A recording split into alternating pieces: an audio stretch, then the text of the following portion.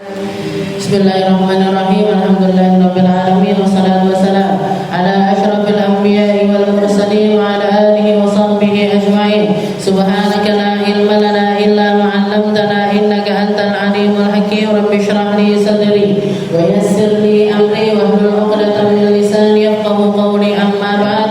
Alhamdulillah ala ni'matil Islam, alhamdulillah ala ni'matil iman wa kafa biha min ni'mah. Allahumma barik lana fi Rajab wa Sya'ban wa ballighna Ramadan wa ballighna Ramadan wa ballighna Ramadan wa a'inna 'ala siyam wal qiyam wa qira'atil Qur'an wa qanni'na bil yasir minal manam. Alhamdulillah, segala puji bagi Allah Subhanahu wa taala. Siang menuju sore ini kita kembali mengkaji tentang kitab Bidayatul Hidayah, kitab dari seorang pengarang dari hamba yang mulia di sisi Allah Ta'ala, yaitu Al-Imam Abi Hamid Muhammad bin Muhammad Al-Ghazali, yang ketika beliau ada satu titik di dalam kehidupannya ini, ketika beliau merasakan penatnya menguasai hati, penatnya nata hati, penatnya di dalam mengatur segala aspek yang berhubungan antara dirinya dengan Allah Subhanahu wa Ta'ala, maka beliau memilih untuk meninggalkan semuanya, setelah itu berkhalwat. Jadi Imam Ghazali itu di dalam kisahnya, beliau ada saat di satu titik di mana beliau ini melepas segala sesuatu yang ada pada dirinya untuk berkhalwat hanya kepada Allah Subhanahu wa Ta'ala. Beliau hijrah ke satu daerah di negeri Irak. Di negeri Irak di sana ada satu masjid namanya Masjid Bilal, masjid yang dibangun oleh Sayyidina Bilal, sahabatnya Nabi Muhammad SAW. Beliau memilih untuk naik ke atas, istilahnya kalau sekarang menara, tinggal di atas menara masjid tersebut, turun hanya untuk sekedar sholat berjamaah, habis itu naik lagi. Turun sholat jamaah, naik lagi. Selama 10 tahun beliau berkhalwat. Ditinggal kabeh, bojone ditinggal, anaknya ditinggal, sekolahannya ditinggal, muridnya ditinggal. Bahkan saat itu dikatakan beliau ini kalau zaman sekarang bisa dikatakan sudah jadi rektornya kampus. Jadi orang yang punya jabatan, bukan cuma pengajar, bukan cuma dosen, tapi sudah direktor. Jabatannya sudah sangat tinggi di sekolahan tersebut, tapi ditinggal kabeh. Dengan alasan istilahnya beliau biar nggak ketahuan kemana tempatnya beliau pergi, beliau nepati waktu haji. Kayak umrahnya orang kalau haji, nanti bekali anak-anaknya ditatakne, dipasrahne bojone, istrinya dipasrahi uang, habis itu murid-muridnya yo diamanahkan untuk tetap ngaji. Nah, pokoknya ditata semuanya. Orang-orang ngiranya Imam Ghazali ini mau haji, makanya titip-titip semuanya ke orang-orang. Habis itu beliau memang benar-benar berangkat haji tapi tidak mulih neh. Haji tidak pulang lagi, baru setelah 10 tahun dari khalwatnya itu beliau baru pulang lagi ke negerinya. Dari khalwatnya Imam Ghazali inilah keluar kitab yang sampai sekarang ini kita kenal dengan nama kitab Ihya Ulumuddin. Jadi kitab Ihya Ulumuddin itu beliau karang di waktu-waktu di mana beliau itu memang fokus, gak mau diganggu siapapun, gak mau mikir apapun, gak mau diketahui, dikenali oleh siapapun, ditinggalkan semuanya, hanya untuk nyari ridhonya Allah Subhanahu wa Ta'ala. Ini sekelas Imam Ghazali noto hati. Sulitnya nata hati itu seperti itu. Jadi yang bikin beliau sumpah ini apa? Nata hati. Kayak seakan-akan yang dirasakan semua orang sebenarnya kalau mereka berjalan di jalannya Allah itu kan, yang kita kayak sholat tapi kok koyok panggah yoria, panggah gak iso khusyuk, panggah gak iso toto, nanti muamalah sama orang wis ditoto omongane, tapi panggah salah neh, kepleset neh, lalai neh, terus seperti itu. Kayak istilahnya kalau orang bilang kayak nata bangunan ambruk neh, nata bangunan neh ambruk neh, nata bangunan neh ambruk neh, sehingga gak selesai. Jadi bikin sumpek hati, sumpek pikiran, tinggal lain kabeh. Ditinggal semuanya sama beliau, dan beliau berkhalwat selama 10 tahun. Jadi makanya sampai para ulama mengatakan kadal ihya ayyakuna qur'anan. Ihya itu dari saking dalamnya sampai hampir, walaupun hampir ini nggak bisa menyamai Al-Quran dalamnya makna yang terkandung di dalam Ihya Ulumuddin itu dalamnya itu mirip-mirip sama Al-Qur'an. Kedalaman maknanya walaupun nggak ada yang bisa menyamai Al-Qur'an. Maksudnya kalau dibikin perbandingannya itu tetap jauh. Tapi sampai detik ini nggak ada satu orang pun yang bisa ngarang kitab, ngarang tulisan yang seindah Ihya Ulumuddin, sedalam maknanya Ihya Ulumuddin. Makanya di dalam ilmu ketasawufan, kefilsafatan itu Ihya Ulumuddin itu benar-benar jadi acuannya orang. Istilahnya wong sinau, orang sinau tasawuf itu nanti puncaknya ya Ihya. Puncaknya belajar semua kitab-kitab tasawuf itu ya Ihya Ulumuddin. Tapi ulun ora wani. Maca Ihya ora wani. Bledru nanti, sayanya bledru. Jadi istilahnya harus hati-hati banget kalau memang mau belajar kitab tersebut. Jadi ini di sini kita kemarin sudah bahas. Ini ringkesannya. Bidayatul Hidayah ini kayak mukaddimahnya lah. Kalau kita mau step awal menuju ke ilmu tasawuf ini bisa dijadikan kitab panduannya kita, Bidayatul Hidayah. Kalau kemarin kita bahas tentang menjaga 7 anggota, 7 anggota yang paling berpotensi untuk bikin orang ini tersesat, bikin orang ini dimurka sama Allah, bikin orang ini melakukan perkara-perkara yang akan menghinakan dirinya, bukan cuma di akhirat tapi bahkan di dunia ini orang tersebut terhina. Ketika mereka memakai anggotanya Allah Ta'ala, pakai segala fasilitas yang Allah Ta'ala berikan ini bukan untuk Allah, tapi justru malah dipakai untuk bermaksiat. Yang pertama yang kemarin kita bahas adalah al-ain, mata. Dijaga matanya dari melihat yang haram, dari merendahkan orang, dari melihat perkara-perkara yang Allah Ta'ala tidak suka. Termasuk diantaranya adalah at-tatallu ilan nas, nyurigain orang, curiga sama orang, tajassus, sesuatu yang nggak penting untuk kita lihat, untuk nyari tahu IPDN yang di salah IPDN yang di golek.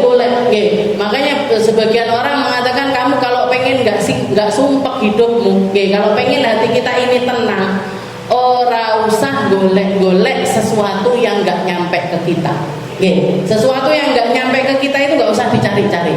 Politik ini sampai kondi. Browsing masalah politik. Ini masalah pembangunan JLS tekondi. Jalur lintas selatan. Awake dhewe nyumbang semen yo ora, ngerti bangunan yo ora, ngerti carane benakne dalan yo ora, tapi kepo aja diurusi. Masalah pembangunan diurusi, masalah politik diurusi. Semuanya, pokoknya apa yang lagi viral untuk diomongin, nyari tahu, ngelihat survei, habis itu diurusi semuanya. Kalau sekedar cuma pengen tahu gitu aja nggak masalah. Tapi kalau sudah nanti intervensi ini itu dan lain sebagainya, buang-buang waktu. Buang-buang waktu, buang-buang umur, buang-buang kesempatan. Harus sesuatu yang bisa kita pakai untuk melakukan hal lain, untuk nyari surganya Allah Ta'ala, habis untuk nyari perkara-perkara yang semacam itu. Jadi mata dijaga, telinga, yang kemarin kita bahas adalah telinga. Nah, telinga ini juga sama, apa yang dilihat mata, tidak usah diurusi sama telinga. Karena orang biasanya berdelok kuping, berdelok, kuwi enak apa kuwi? Kok wong ngono loro-loro kepo, nyari tahu.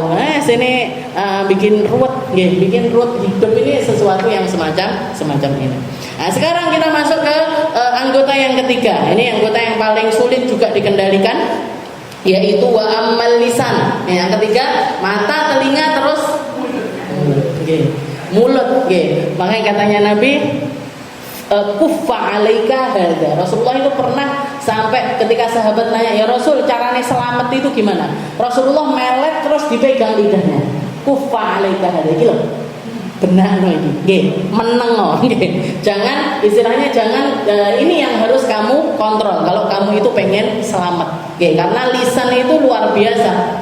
Sekarang bahkan zaman sekarang lisan itu punya asisten. Asistennya lisan, tahu ya? Jempol. komentar, nulis di internet, komentari ini, ngomong gini, bikin orang ngomongnya eksis di media sosial. Oke. Nah ini sudah jadi asistennya lisan ini. Oke, sudah jadi asistennya mulut. Oke. Mulutnya mungkin mingkem, tapi jempolnya jalan terus.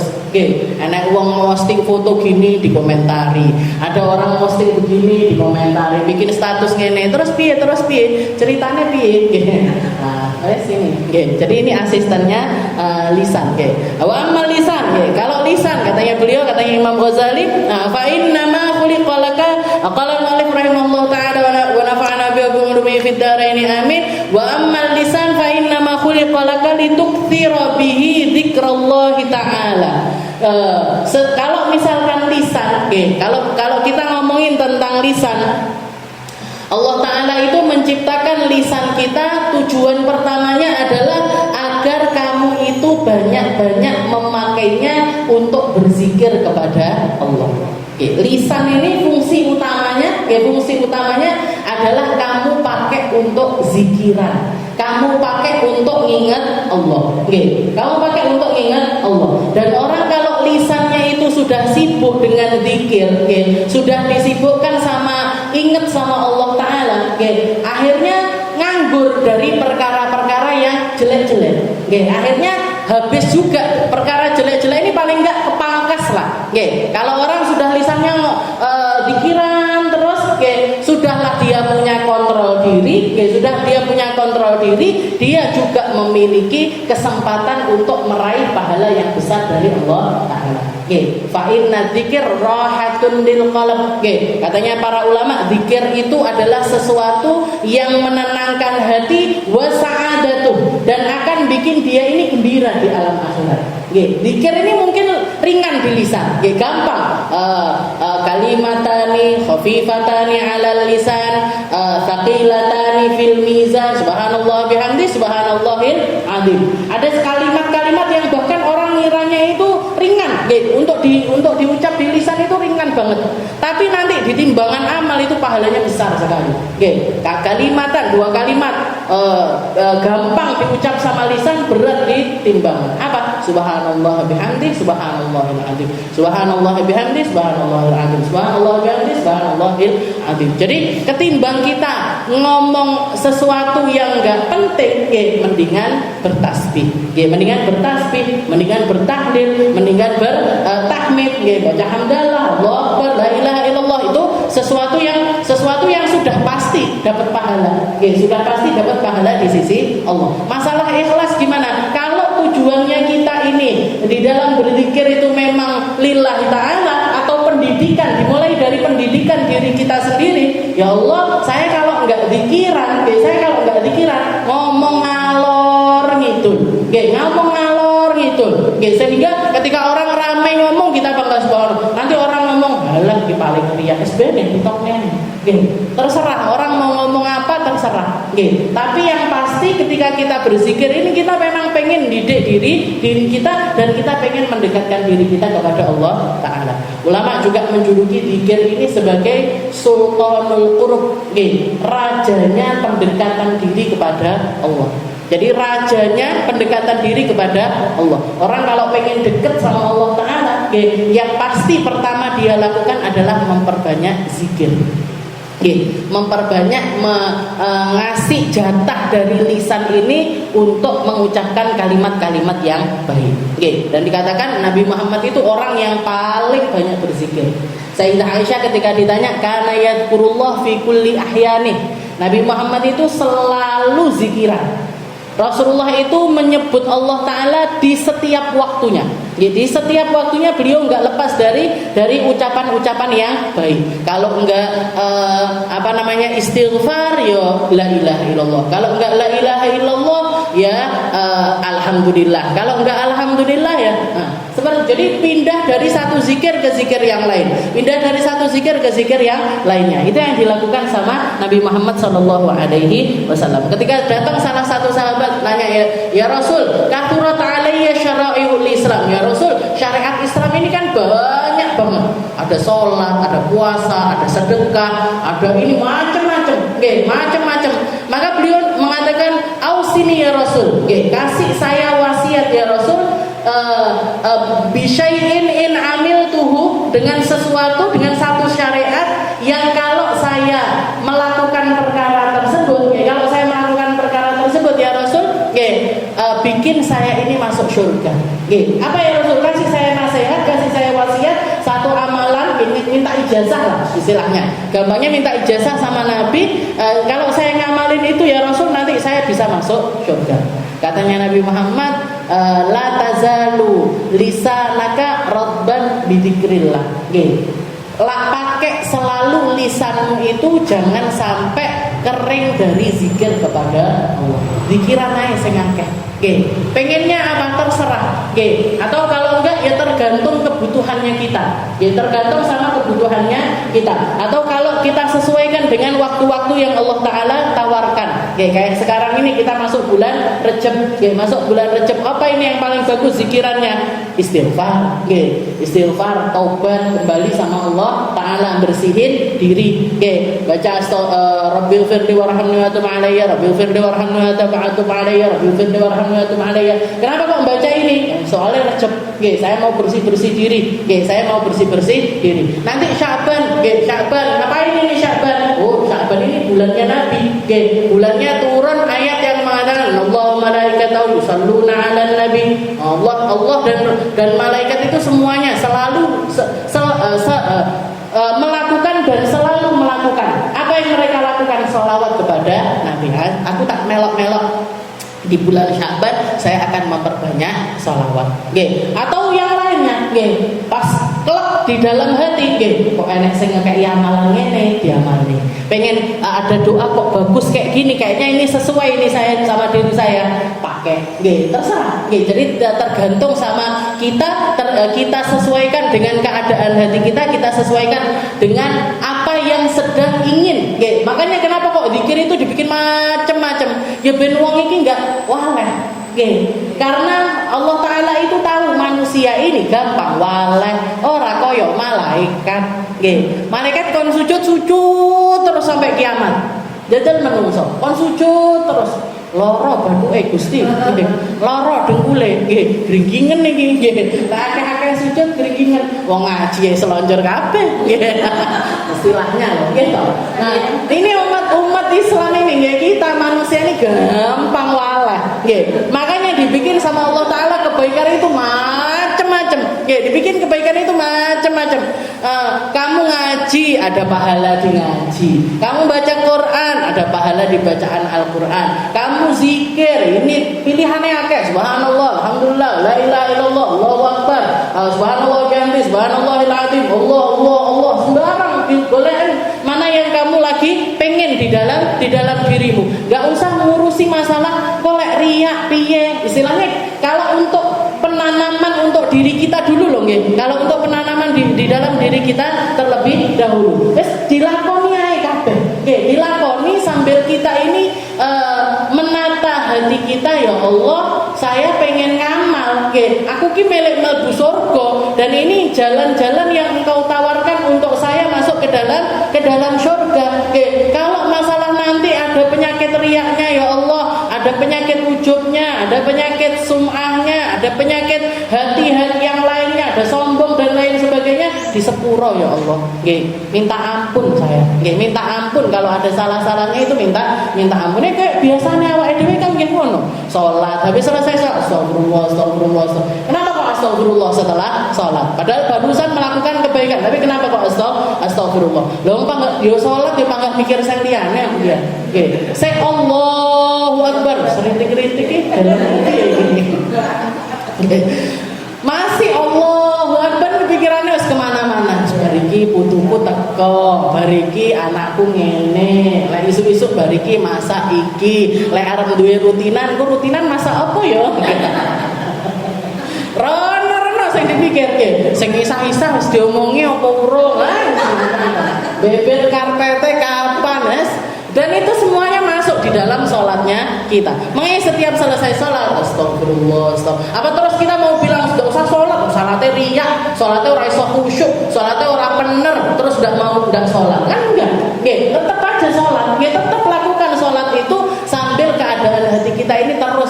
perbaiki di hadapan Allah Ta'ala. Zikir nggih gitu, nggih pengen la ilaha illallah, baca kok la ilaha illallah, perbanyak baca la ilaha illallah. Katanya Nabi Muhammad, man qala la ilaha illallah sidqan min qalbi, barang siapa yang baca la ilaha illallah pengen siji sekali aja, tapi lurus dari dalam hati kita, tulus karena kita ini memang mengimani Allah Subhanahu wa Ta'ala. Katanya Nabi, mlebu surga wong iki.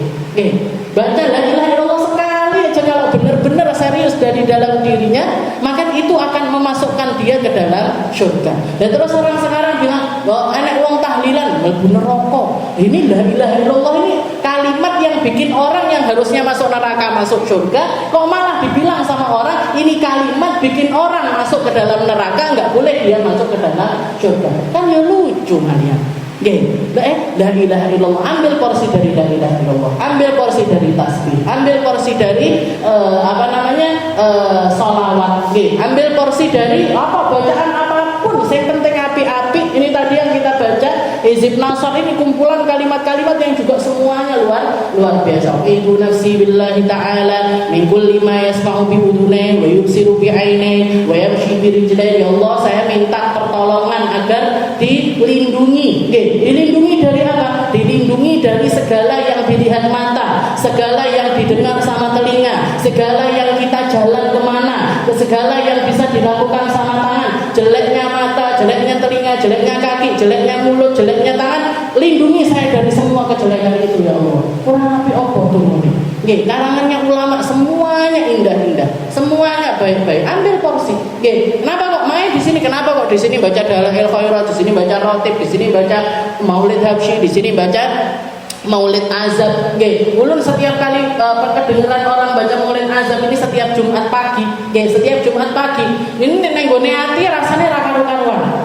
Kalimat pertama yang diucapkan itu kullu baitin anta sakinuhu laisa muhtajan ila suruji. Napa niku? Ya Rasul, semua rumah yang jenengan ada di tempat tersebut enggak butuh lampu lagi. Enggak butuh lampu lagi. Kalau di zaman Nabi dulu, kalau nabinya lagi ada di rumah tersebut, ora perlu enek lampu, ora perlu enek lilin, enggak perlu ada lampu tempel, obor dan lain sebagainya. Rasulullah jadi lampunya. Zaman sekarang kita nggak mungkin dapat itu dari Nabi karena secara jasa dia Rasulullah diwafatkan sama Allah Ta'ala. Tapi maknanya masih bisa tetap kita dapati. Setiap rumah yang Nabi hidup di dalamnya nggak butuh lampu yang lain, nggak butuh penerang yang lainnya, nggak butuh mati kabeh lampu liane kalau sudah yang hidup adalah lampunya Nabi Muhammad SAW. Itu baru sekalimat, itu baru satu kalimat dari Maulid Azab. Nanti Maulid Habsyi maknanya indah lagi, Maulid liane. Makanya kadang-kadang kita perlu untuk istilahnya nggak ngerti maknanya, ayo cari tahu maknanya biar kita lebih bisa meresapi dari setiap kalimat yang kita baca. Jadi lisan ini diciptakan sama Allah Ta'ala. Perkara pertama tujuannya benakeh zikir, benakeh iling, biar nyambungkan antara pikiran, lisan ini kayak kuncinya dulu, kayak kuncinya dulu. Kamu nyebut apa, nanti kamu pikirkan dengan akalmu, setelah itu kamu resapi dengan hati. Jadi apa yang keluar dari kita dipikir. Aku moco alhamdulillah, alhamdulillah, alhamdulillah, alhamdulillah. Nyapo? Kok moco alhamdulillah nyapo? Ya bersyukur ya Allah. Saya dikai umur, saya dikai kesempatan, saya dikai kesehatan, saya dikai bisa melihat apa-apa, bisa mendengar apa-apa. Masih orang burak-burak rintek ora apa ya Allah, pancen yo lek gawe kesuwi. Ya Allah, telinga ini agak-agak enggak kedengaran sebenarnya ndak apa-apa, pancen yo gawe ini wis suwi. Kaki linu-linu wis enggak apa-apa ya Allah, yang penting aku bisa pergi ke tempat-tempat yang baik. Jadi lisan ini ucap alhamdulillah, alhamdulillah, alhamdulillah, dipikir sama akal kita, diresapi dengan hati kita. Jadi nyambung. Alhamdulillahnya itu bukan cuma fil lisan, walakin fil lisan wal aql wal qalb. Di dalam lisan, di dalam pikiran, dan juga di dalam hati kita. Setelah itu apalagi Allah Ta'ala pengennya kita ngapain pakai lisan kita? Wa tilawati kitabik, dipakai untuk baca Quran. Dipakai untuk membaca Al-Quran. Semua orang yang baca Al-Quran, mesti punya momennya sendiri-sendiri dengan Al-Quran. Jadi ketika kita baca Al-Quran, anggap kita ini lagi ngobrol sama Allah Ta'ala. Anggap kita ini lagi bercakap-cakap dengan Allah Ta'ala. Anggap Al-Quran ini sebagai sesuatu yang penyambung antara kita dengan Allah Ta'ala. Penyambung kita sama Allah Ta'ala. Kalau sumpah-sumpah dibuka dibuka Al-Quran. Nanti bacaan pertama yang kita baca di bagian mana, kita resapi maknanya. Mesti bikin istilahnya, mesti ada sesuatu yang terjadi dengan diri kita dengan ayat-ayat yang Allah Ta'ala kasihkan kepada kita. Itu banyak orang mengalami, terutama orang-orang non Muslim, terutama orang-orang yang dulunya nggak percaya sama Allah Ta'ala. Banyak sekali yang dapat hidayah dari Al-Quran. Watilawati kitabih. Untuk kita umat Islam, Al-Quran ini semuanya mulia. Baca tok ndak ngerti, panggah mulia. Baca tok salah-salah, yang penting nggak disengaja kesalahannya, tetap juga dapat pahala. Tetap dapat pahala dari Allah. Jadi nggak ada orang terhinakan dengan Al-Quran, itu nggak ada. Kecuali yang kurang ajar sama Al-Quran. Kecuali orang-orang yang kurang ajar sama Al-Quran ini, maka dia dihinakan dengan Al-Quran. Makanya Rasulullah redaksinya Al-Quran itu imma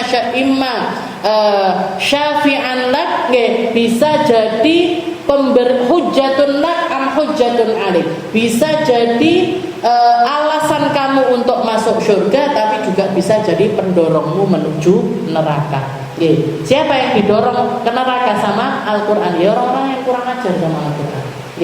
Hina Al-Quran, memaknainya dengan cara yang enggak benar, memaknai dengan sak milik dhewe, memaknai dengan sekarepe dhewe, enggak bisa. Al-Quran ini besar tanggung jawabnya. Bacaannya kudu dibenahi. Bacaannya harus dibenahi. Salah satu istrinya Nabi, Sayyidah Maimunah itu mengatakan, karena qiraatun Nabi, bacaannya Nabi itu qiraah mufassaratan harfan. Rasulullah itu kalau baca Al-Quran itu bukan kayak orang sekedar baca, tapi baca yang orang ini langsung bisa nangkep makna dari bacaan tersebut. Orang langsung bisa nangkep arti dari yang diinginkan sama Allah Ta'ala di dalam kalimat tersebut, dan beliau membacanya harfan. Sak huruf. Maksudnya itu semua hurufnya itu dapat haknya masing-masing. Dapat haknya masing-masing. Wayai a yo a, wayai ba ya ba. Kelihatan jelas kalau itu ba, mana sinnya, mana mimnya, mana nanti kalau ketemu sama yang panjang dipanjangkan sama Nabi Muhammad. Di riwayat yang lain sahabat mengatakan qiraatun Nabi madda. Rasulullah itu kalau baca Al-Quran itu banyak yang dimatkan. Padahal zaman dulu kan belum kenal ilmu tajwid. Belum ada ini namanya idhar, namanya ikhfa, namanya idgham bihunna, namanya idgham bila gunnah. Enggak kenal sahabat itu. Itu yang bikin surah puluhan tahun setelah wafatnya Nabi Muhammad SAW. Bahkan titik Al-Quran, titiknya Al-Quran, gigitnya Al-Quran itu puluhan tahun sepeninggal Nabi baru ditemukan. Baru ketemu titik harokat, sampai sekarang ada namanya istilahnya wakaf ini, wakaf itu, dan lain sebagainya. Sifatnya huruf ini, sifatnya huruf. Itu ilmu yang baru ketemu puluhan tahun, bahkan mungkin ratusan tahun setelah wafatnya Nabi Muhammad SAW. Tapi Rasulullah itu kalau baca Al-Quran dari awal itu kayak bacaannya kita sekarang. Seperti bacaannya kita, bacaannya orang di zaman ini. Maddah. Nanti ketemu baca Bismillahirrahmanirrahim, Allahnya dipanjangkan, Ar-Rahmannya dipanjangkan, Ar-Rahimnya dipanjangkan. Biar apa? Biar orang tahu persis di antara huruf misalkan Rahman, di antara mim ini masih ada alif yang harus kita panjangkan. Ada ya untuk rahimnya. Nah, itu dijelaskan sama Nabi bukan pakai penjelasan tapi praktek. Pakai praktek, ditalkin. Sahabat itu ditalkin, jadi hafalannya itu persis seperti hafalannya Nabi Muhammad SAW. Wa tilawati kitabih. Jadi ambil porsi dari bacaan Al-Quran, ambil porsi dari belajar Al-Quran, ambil porsi dari memaknai Al-Quran. Itu fungsinya lisan. Oke, lisan itu karepe Gusti Allah untuk dikiran, untuk baca Al-Quran. Wa tursyidu bihi khalqallahi ta'ala. Setelah itu dipakai juga untuk ngarahkan orang biar kenal sama Allah. Oke, ngarahkan orang untuk kenal sama Allah, dakwah. Ngejaki wong ngaji, ngejaki orang baca yang baik-baik. Yuk, ayo melok ning kene enek majelis khataman Quran. Lah orang yang pertamanya 1 orang jadi 2 orang, yang 2 orang jadi 3 orang. Nah ini fungsinya lisan. Nggih, ajak sing apik-apik. Nggih, ngajakin orang melakukan sesuatu yang baik. Dan itu syiarnya Nabi Muhammad SAW. Nabi Muhammad Allah Taala mengatakan wada'iyan ilallahi biidznih. Wada'iyan ilallahi biidznih. Nabi Muhammad itu diutus sama Allah Taala untuk ngajak-ajak orang. Dai itu artinya ajak-ajak. Nggih, ngejahin orang. Kemana? Da'iyan ilallah. Ngejak orang ke Allah. Bukan ngejak orang ke dirinya sendiri. Bukan ngajak orang ke kelompoknya sendiri. Bukan ngajak orang ke yayasannya sendiri. Bukan ngajak orang ke sekolahannya sendiri. Nggih, enggak. Tapi ngajak orang kenal Allah. Nggih, kamu ngaji yo. Nggih, tapi omahku adoh, kalau harus ngaji di Darussalam kadoan. Ya sudah, cari tempat ngaji yang dekat sama rumahmu. Musola rumahmu, TPQ yang ada di dekat rumahmu. Nggih, ulun biyen bagian ketes anak-anak masuk pendaftaran di TPQ ini, alhamdulillah hampir setiap hari itu ada daftar baru itu ada. Nanti kadang-kadang saya tanya rumahnya mana, ada yang rumahnya Karangrejo, ada yang rumahnya itu sana dekatnya UIN, deketnya pelosok kandang. Saya tak gini kan, Bu, yang saya tantang bukan anaknya ibunya. Bu, jenengan sanggup setiap sore ngantarkan anak ini ke sini? Sanggup. Ini kalau sehari, bukan sehari 2 hari loh, Bu. Bukan seminggu 2 minggu loh, tapi bulanan, bahkan mungkin tahunan. Sanggup mau mboten jenengan? Enggak ngerti saya, pokoknya ngaji dhisik, dimulai dulu. Ketimbang jenengan ngaji di sini, cari aja TPQ yang dekat sana. Mesti ada yang pakai metode umi, yang TPQ madrasah ataupun juga sekolahan. Enggak harus ngaji di sini itu, enggak harus. Tapi yang penting ngaji. Yang penting anak ini bisa ngaji. Enggak penting ngajinya itu di mana. Enggak penting ngajinya itu di mana. Karena Allah Taala itu nyuruh Nabi Muhammad itu dakwah. Bukan melulu ngikuti Nabi. Bukan melulu ngikuti Nabi. Kita bisa ngikuti Nabi Ibrahim, kita bisa ngikuti Nabi Isa, kita bisa ngikuti Nabi Allah Daud. Misalkan aku posone Nabi Allah Daud. Kenapa? Apa enggak boleh? Apa Rasulullah cemburunya? Kok posone koyo posone Nabi Allah Daud? Kenapa enggak puasa seperti puasanya Nabi Muhammad? Nabi Muhammad puasanya gimana? Puasanya Nabi Muhammad Senin. Kalau enggak gitu Kamis, nanti Ayyamul Bid. Nah, itu boleh. Boleh. Tapi bukan berarti enggak boleh ngamalin puasanya Nabi Allah Daud. Mereka ini sekutu, Bu. Istilahnya satu sama-sama petugasnya Allah, sama-sama menterinya Allah, sama-sama manusia-manusia yang dipilih sama Allah Ta'ala untuk ngajak orang kemana? Kenal sama Allah. Wada'iyan ilallah biidznih. Dan tentu saja semuanya tetap atas izinnya Allah. Orang yang dapat kesempatan dakwah itu karena diizinkan sama Allah. Karena diizinkan sama Allah. Wa nursyid bihi khalqallahi ta'ala ila tariqih. Jadi nyadarkan umat, ngasih petunjuk sama umat. Dudoi ya dapat pahala kita. Ngasih tahu aja itu kita dapat pahala. Saya kalau saya pengen mondokin anak saya kemana ya? Banyak pesantren di sini, Bu. Ada pesantren ini. Akhirnya anaknya di pesantrenkan di situ. Kita yang menunjukkan itu dapat pahala. Saya pengen belajar ngaji. Di mana ya belajar ngaji? Ini di Darussalam ada, di majelis sana ada, di majelis sana ada. Nunjukin orang aja ke majelis itu sudah dapat pahala. Wa tursyida bihi khalqallahi ta'ala ila tariqih. Setelah itu juga fungsinya lisan wa tudhira bihi ma fi dhamirika min hajati dinika wa dunyaka. Nggih. Setelah itu lisan ini juga fungsinya adalah untuk menunjukkan apa yang ada di dalam hati kita. Karepe ati diterjemahkan pakai lisan.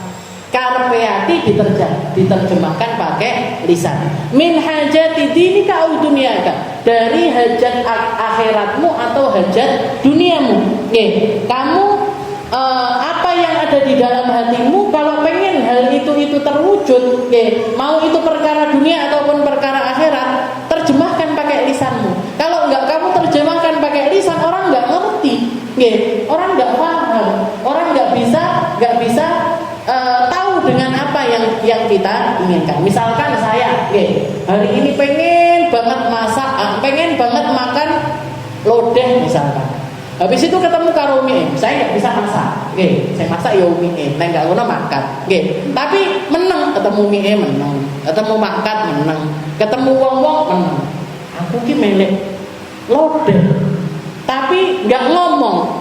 Bisa nggak kira-kira lodeh juga lek mukjizat ya mungkin bisa, keramat mungkin bisa juga ngirimi lodeh. Tapi kalau enggak kan enggak ngerti orang. Yang kita inginkan ini apa? Yang kita inginkan ini apa? Kita bermajlis misalkan, Bu, misal linggue ojo ngene, misalkan linggue ngono tapi meneng ae. Sayanya diam. Ya enggak ngerti orang-orang sama karepnya saya, gitu.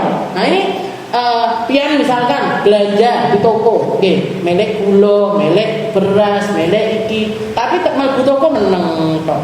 Ya asline kok aku ki melek beras, tapi kok ora diladeni beras. Ndak omong ae. Ndak omong yang bakal ya ndak ngerti apa dengan karepnya kita. Jadi lisan itu juga tujuannya adalah untuk menerjemahkan apa yang ada di dalam hati kita. Dan itu enggak dosa. Itu enggak dosa. Itu sesuatu yang diizinkan sama Allah Ta'ala. Makanya gampangnya kalau kita mau ngomong, ini dipikir dulu. Apa pikiran kita? Ini nanti omongan saya manfaat untuk akhirat saya, apa enggak? Ini omongan saya manfaat untuk dunia saya, apa enggak? Kalau manfaat untuk akhirat saya, omongkan. Manfaat untuk dunia saya, omongkan. Kalau dipikir, oh ini dosa ini, nah aku ngomong ini akhirat saya dalam bahaya ini, berarti diam. Ini saya kalau ngomong ini bahaya ini buat dunia saya bahaya, maka hindari ngomongin hal tersebut. Atau nggak ada faedahnya, atau ngomong sesuatu yang nggak ada faedahnya. Nah, maka kalau bisa dihindari lebih baik dihindari. Jadi lisan itu penerjemah dari hati. Ada penyair yang mengatakan kullu ina'in lilladzi fihi yanduhu.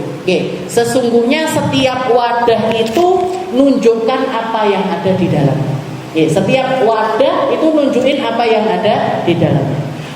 Wa inna ma ju'ilal lisan 'alal fuadi dalilan. Maka Allah Ta'ala menjadikan kita ini punya lisan sebagai petunjuk apa yang ada di dalam hati kita. Kalau hati kita isinya air, yang keluar juga air. Kalau hati kita isinya madu, yang keluar adalah madu. Kalau isi hati kita isinya adalah obat, yang keluar adalah obat. Tapi kalau isi hati kita comberan, sing metu yo pecah. Kalau hati kita isinya sesuatu yang baunya itu busuk, sesuatu yang baunya itu enggak enak, omongannya juga busuk, omongannya juga enggak enak. Jadi lisan itu penerjemah hati kita. Apa yang ada di dalam hati kita itu bisa tertumpahkan dengan lisan kita. Makanya Nabi Muhammad itu orang yang paling jaga omongan. Seseorang yang paling jaga omongan itu Nabi Muhammad Sallallahu Alaihi Wasallam. Kenapa? Karena beliau memiliki hati yang terindah, maka beliau dikasih sama Allah Ta'ala lisan terindah. Karena dalam hatinya Nabi ini nggak ada kotorannya sama sekali, maka yang keluar dari lisannya Nabi semuanya mutiara, semuanya sesuatu yang berharga. Sing metu berlian-berlian, Bu. Wa idza tabassama ambiti habbil ghamam wa idza takallama faka'anna, katanya para sahabat di dalam Maulid tiba itu Rasulullah itu kalau sudah ngomong yang keluar itu kayak untaian mutiara yang berjatuhan. Saking apike semua yang keluar dari lisannya Nabi Muhammad SAW. Kok bisa gitu? Kenapa? Karena beliau punya hati terindah. Maka yang keluar dari lisannya juga semuanya adalah perkara-perkara yang indah. Ya dhewe garek delok ae. Nggih, kalau omongane ora karu-karuan berarti isine atine ya ora karu-karuan nggih. Kalau omongannya nyerocos sana, nyerocos sini enggak ada maknanya, ya keadaan hatinya ya kayak gitu porak-poranda. Nggih, wah hatinya itu keadaannya enggak jelas. Fa idza sta'matahu li ghairi ma khuliqalak faqad kafarta bi ni'matillahi ta'ala. Ini tujuannya lisan itu tadi. Nggih, untuk zikiran, untuk membaca Al-Qur'an, untuk ngajakin orang melakukan perkara-perkara yang baik, untuk menerjemahkan apa yang ada di dalam hati kita. Nggih, untuk menerjemahkan apa yang ada di dalam hati kita. Kalau kamu menggunakan lisanmu selain dari apa yang Allah Ta'ala tujukan, nggih, selain dari apa yang Allah Ta'ala tujukan, berarti kamu sudah kufur nikmat. Kamu sudah mencederai lisanmu. Kamu sudah menodai keadaan lisanmu. Wa huwa aghlabu a'dha'ika 'alaihi wa 'ala sairil khalq. Dan ini kalau sudah lisannya yang dalam bahaya, lisannya yang cacat, itu bahayanya paling besar. Orang kalau sudah lisannya ini enggak benar, lisannya itu buruk, maka keadaan anggota yang lainnya ini bisa dianggap lebih buruk lagi. Kalau orang sudah lisannya jelek, biasanya yang dilihat juga jelek, yang didengar juga jelek, yang dilakoni tangannya elek, perginya ke tempat-tempat yang jelek. Wah itu rata-rata seperti itu. Rata-rata orang, manusia kalau sudah lisannya ini nggak benar, itu anggota yang lainnya itu kalah. Kalah, jadi terkalahkan dari apa yang ada di dalam lisan. Wala yakubun nas finnar ala manakhirihim illa hasaidu alsinatihim. Paling mayoritas orang dimasukkan ke dalam neraka sama Allah Ta'ala karena mereka memanen hasil lisan mereka. Karena mereka memanen keburukan yang sempat keluar dari dalam lisan mereka. Nabi Muhammad ketika Isra Mi'raj sempat melihat di atas langit sana ada lubang-lubang banyak, ada lubang-lubang banyak. Setelah itu dari lubang-lubang itu keluar sur.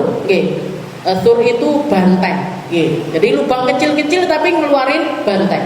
Setelah itu bantengnya itu berbalik arah ke lubang-lubang itu, pengen masuk lagi ke lubang tersebut.